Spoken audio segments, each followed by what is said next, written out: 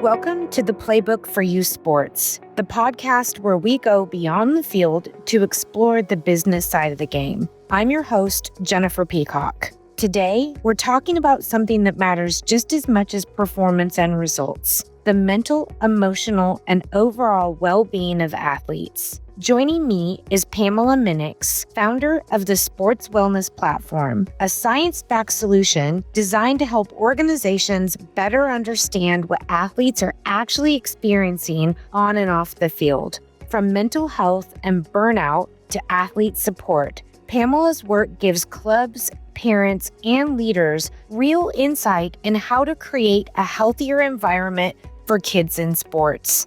In this episode, we'll explore how sports wellness can be measured, why early signals matter, and how organizations can use this data to support their athletes, reduce risk, and build stronger cultures. Let's dive in. Pamela, thank you so much for joining us today on the Playbook for Youth Sports. I am really excited to talk to you about my sports wellness and the solution that you provide. And I want to really kind of start with your background and how you got into this space and the solution that you've created on the mental well-being of athletes. So I want to just dive right in and start there. Absolutely. Well, thank you for having me on your podcast, Jennifer. The leadership you're taking in youth sports is incredible, going above and beyond what an insurance company is called to do. So my background has always been in sports. I started as a professional endurance athlete. Then I moved into neuromechanics with an emphasis on biomechanics. And I started working with 3 Olympic countries and their athletes. I started to see during that time that their even cellular neuromechanical health was very dependent on the environment in which they were training. So I began to research in 2010 what that really meant.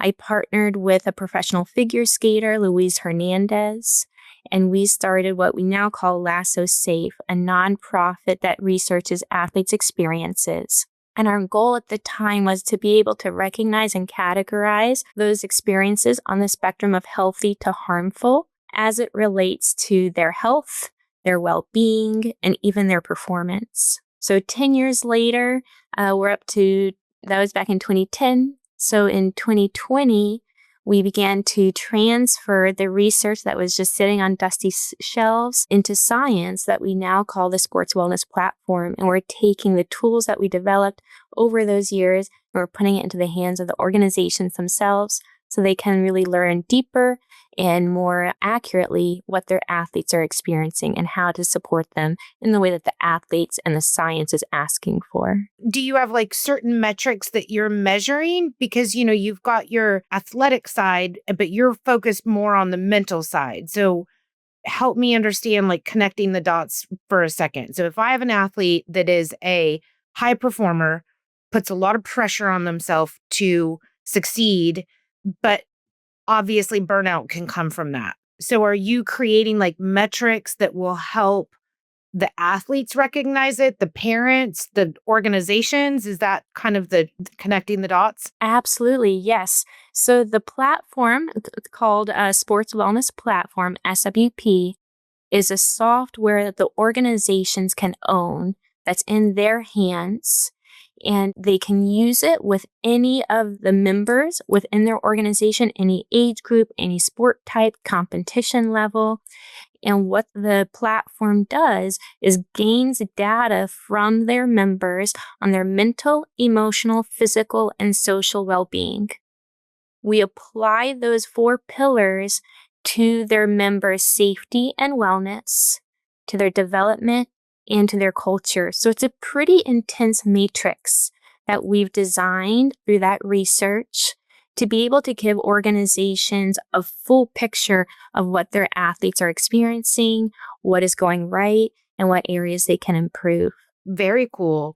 And then now, do you have any data that supports maybe looking at like that one age group that really is the biggest one that leaves sports? Correct me if I'm wrong. I want to say 12, maybe 13. Like, do you look at different metrics that maybe could, help an organization serve their athletes better, knowing that's the biggest age that's a drop off? Absolutely. So we know from all of the research out there, of course, Project Play is a big leader in this. NCYS is another one. We know that the main reason that kids are not playing sports or are dropping out is it's not fun anymore and there's not easy access. Mhm. Right? Those are the two biggest reasons. SWP can hear both of those on a granular level while it's happening, and we can even preempt if it's going to escalate, if there's concerns around access or concerns around just the fun of the sport. Maybe the verbal guidance is changing or the peer dynamics are changing.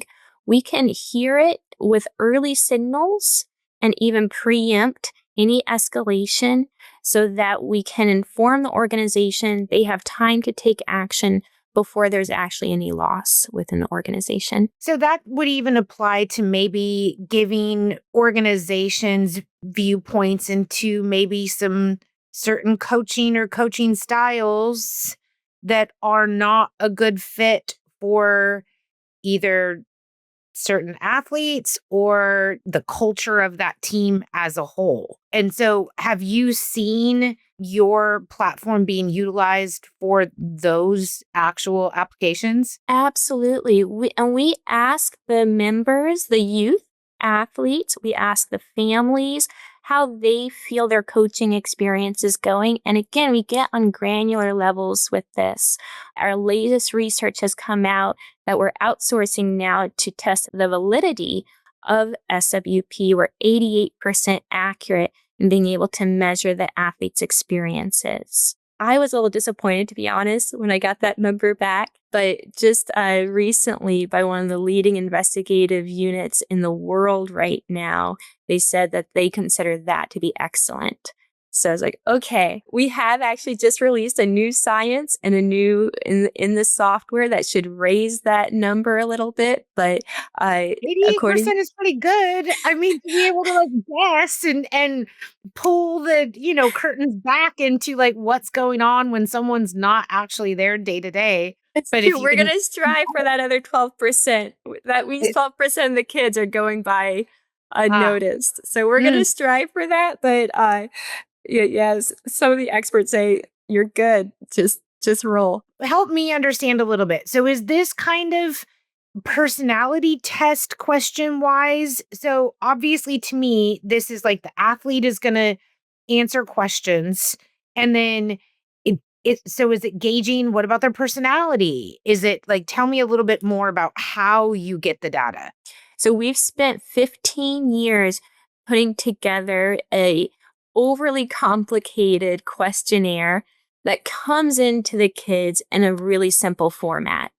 It's validated to have that accuracy down to 8 years old, and Okay. it can go all the way into adults. Of course, the wording, the types of questions change, but we can go into adults even up to the professional level.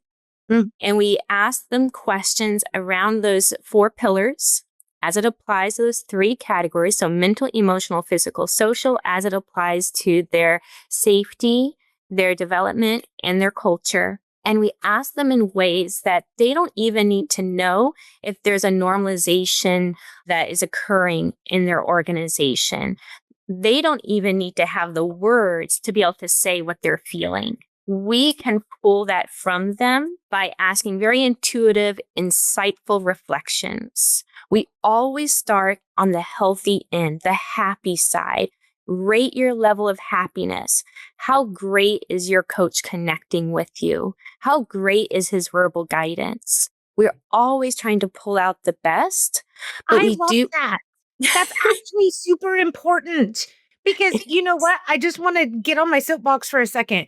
If you start something framing it from the negative, that's going to draw that negative. So if you start from framing it from the positive, you're drawing out that positive to help reframe the way they're even thinking about it, even though they may not even know that's what you're doing. That's it. Yeah, we ask them to tell us about their sense of belonging. Tell us what you're gaining from this on every level of your development, holistically, on every level.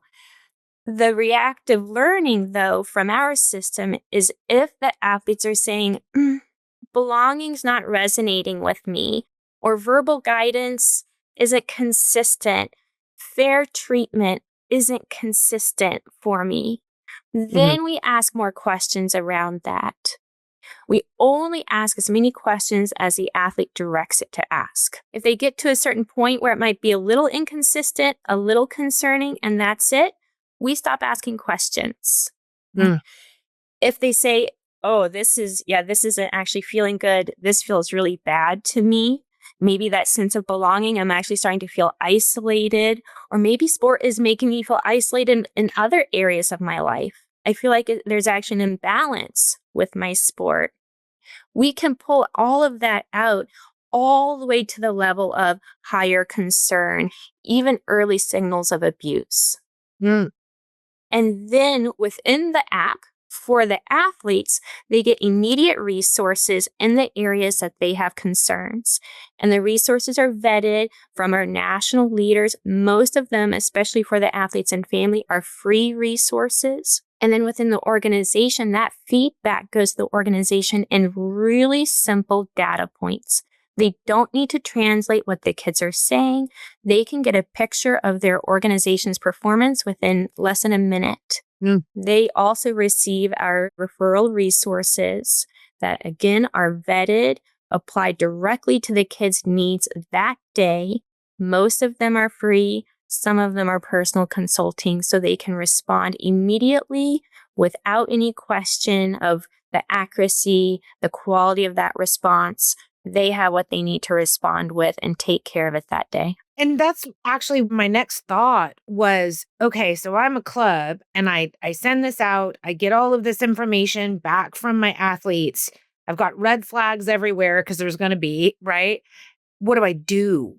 So now what? So you're saying that in addition to just measuring this, then you have the resources to help support at the club level and at the athlete level.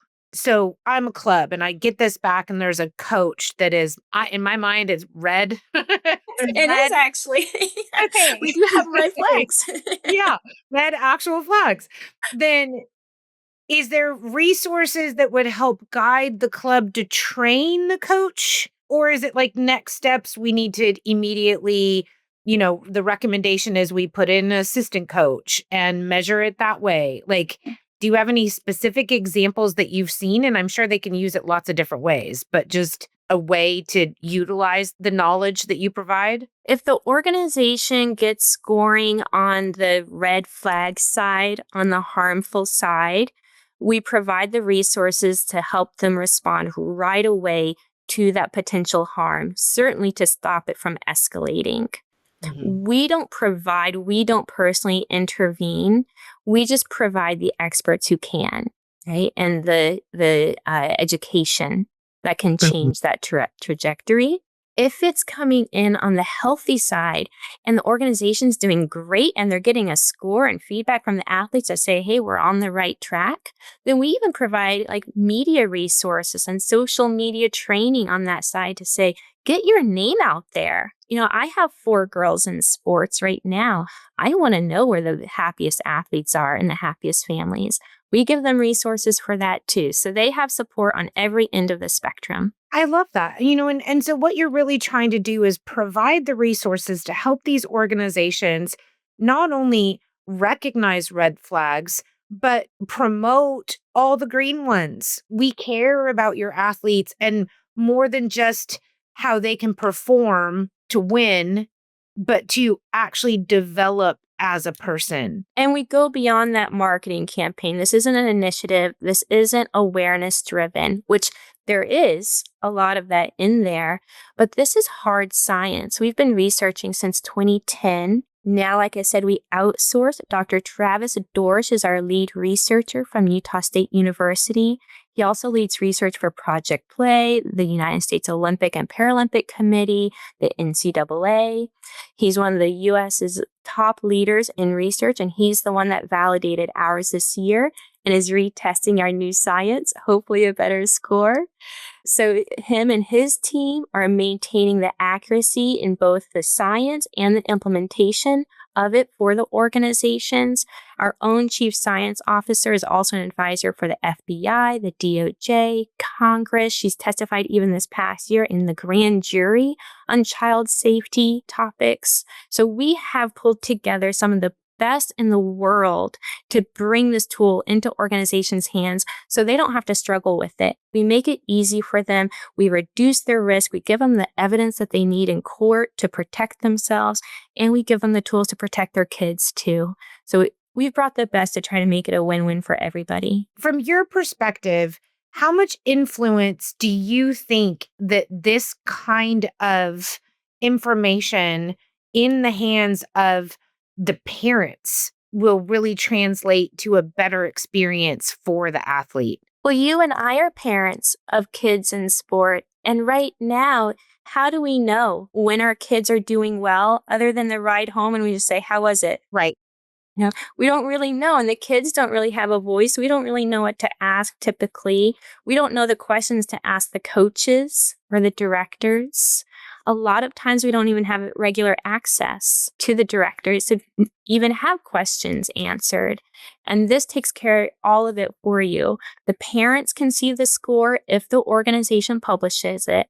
The parents can see the score. The parents are invited with minors to walk through the survey with the kids, and they can actually open up dialogue as they go through.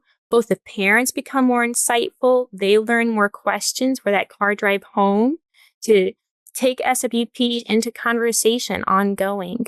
So it does bring the parents into the child's development as much as we ask the organizations to step in also.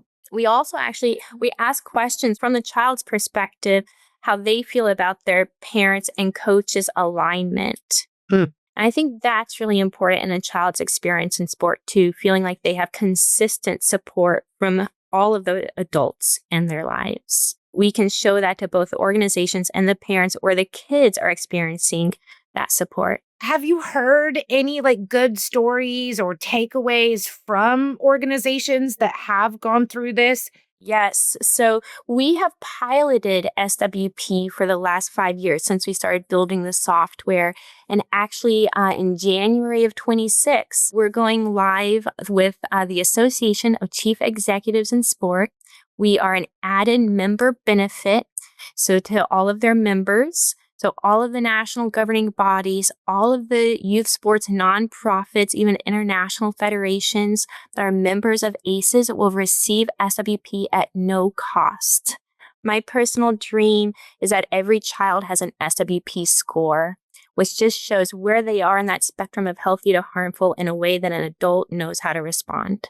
This is a big step moving in that direction. And to get there, we have ran dozens and dozens of pilots, both through the university, so actually a few universities that were researching us as well as ourselves. And I would say probably the one that spoke to me the most wasn't directly in sport, but it was led by our chief science officer, Dr. Valier.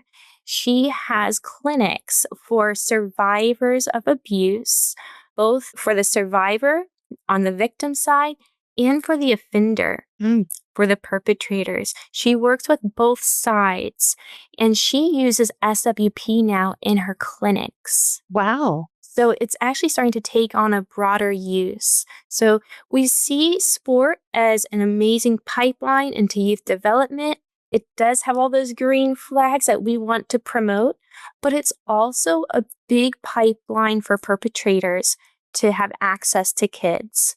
And now Dr. Valier is using it in her own clinics to kind of vet some of that out and expose some of that. So it's really exciting to see the deeper context that SWP can be used in. That's how you know that it matters, right? As you have an idea in your brain and you're like, hold on, there's a solution out there. And to watch it grow and expand and matter is so cool. That's really a great accomplishment. Thank you. It's a light lift for the organizations, and that had to be priority. Is it can't add burden to the organizations. It can't put organizations at risk having this data. It can't make the CEOs contract. It needs to open the doors for everyone to become healthier. And it looks like we're at that place now. We're getting to see adoption at a new rate. And that really says something about where the organizations are, that they want to take this proactive approach, preempt experiences, build that data up so they can advertise those green flags and put the whole health of the child first. Which is like the point, right? Like the point of why we put our children into sports is to develop them. What a great solution in this space to really, really be able to help children, parents, and the organizations really take a look at like, are we doing the right thing? And if not, how can we get on track? And if so, how do we share it? Absolutely. So I normally ask a question. It's a magic genie wish that if you had a magic genie wish and you could solve any problem in youth sports, it's in 5 years. You have any resources at your fingertips, snap your fingers, anything you want, what would it be? Well, I think I might have already shared it. My personal dream, every child has that SWP score. And it's just that adults can see what's happening in their hearts, in their minds, and they have the tools to support. That's my dream. And we're road mapping for the next 5 years. And, this is the time of year to do that. And we're giving ourselves 5 years to onboard all of the ACEs members. That's 75 million kids under them. We're giving ourselves 5 years to onboard them. We have a similar contract in Europe with 70 of the national governing bodies. We're also giving ourselves 5 years to onboard them. So I like where you're going, and hopefully it's not just a wish. Hopefully these contracts are actually giving kids a voice that we know that they need. Pamela, that is amazing. And you know what I'm a firm believer in? I'm a firm believer is that when you identify your dream and when you say it and you write it down, your life moves in the direction of your dream and you're doing it and it's proof and it's amazing.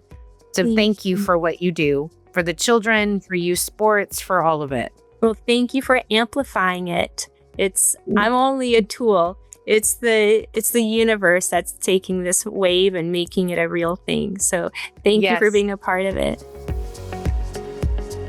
That's it for today's episode of the Playbook for Youth Sports. Thanks for joining us as we explore the business side of the game. If you found today's conversation helpful, make sure to subscribe so you never miss an episode. We'll be back soon with more stories and strategies to help you grow and strengthen your organization. Until next time, keep building, keep leading, and keep playing.